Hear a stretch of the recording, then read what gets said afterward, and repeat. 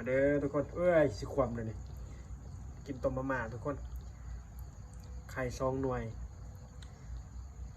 หอนๆด้วยป่ะสดไปนี่พอดีลินตายด้วย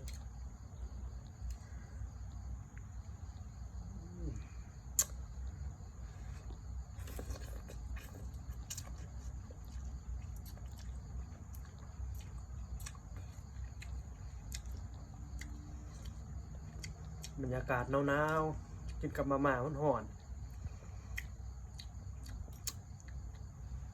เขากันคัก สีม่วงเบิ้ลไว้บ่เสร็จ บ่ได้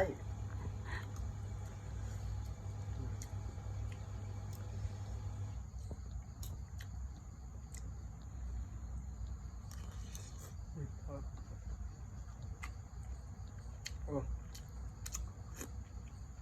ยินมาบอก